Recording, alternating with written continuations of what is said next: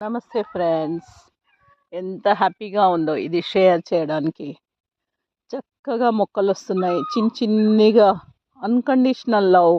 వాటికి నీరు పెడితే చాలు, సరైన మందులు అంటే ఎరువులు వేస్తే చాలు, ఇంకేం అడగవు. అవి పెరుగుతూనే ఉంటాయి, పెరుగుతూనే ఉంటాయి.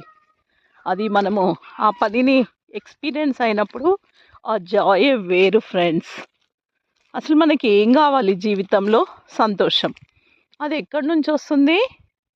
పనిలో నుంచి వస్తుంది. ఆ పని ఎలాంటి పని అంటే, మనకి ఇష్టమైన పని చేసినప్పుడే మనం నిజమైన ఆనందాన్ని పొందగలుగుతాం.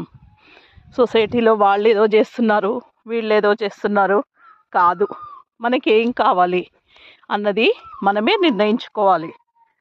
100 చెప్తారు, ఆ 100 మాటల్లో అసలైన సంతోషం అన్నది ఏ పని చేస్తే వస్తుంది అన్నది మనం ఆలోచించుకున్నప్పుడు మనం చాలా ఆనందంగా, ఎంతో ఆనందంగా ఉండగలుగుతాం.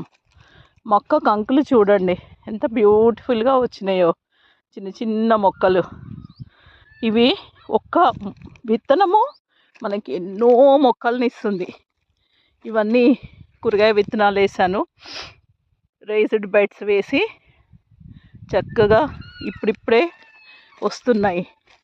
మనిషికి కావాల్సింది ఆహారం, ఉండడానికి ఒక చిన్న ఇల్లు, వేసుకోవడానికి కొన్ని బట్టలు మాత్రమే. ఇదే అసలైన సనాతన జీవన విధానము. దాన్ని ఎప్పుడైతే మనము వదిలేసామో అప్పటి నుంచి మనకి కష్టాలు ప్రారంభమైనాయి. స్ట్రెస్, డాక్టర్స్, హాస్పిటల్స్, ఎక్కడెక్కడో వెళ్తున్నాము.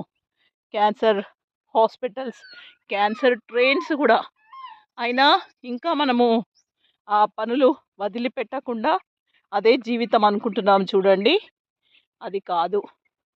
అసలైన జీవితము మట్టిలో ఉంది, పంచభూతాలలో ఉంది. ఆ పంచభూతాలని ఎప్పుడైతే మనము అర్థం చేసుకుంటామో దాన్ని మించిన బ్యూటిఫుల్ లైఫ్ లేదు. చక్కగా సూర్యుడు అస్తమిస్తున్నాడు చూడండి. సిటీలో ఉంటే ఈ దృశ్యాన్ని చూడగలుగుతారా మీరు? మట్టి ఇంట్లో ఉండగలుగుతారా? ఇలా మొక్కల్ని పెంచగలుగుతారా? ఏం కావాలి మనకు? జస్ట్ 2 పూటల తిండి, వేసుకోవడానికి కొన్ని బట్టలు, ఉండడానికి ఒక ఇల్లు.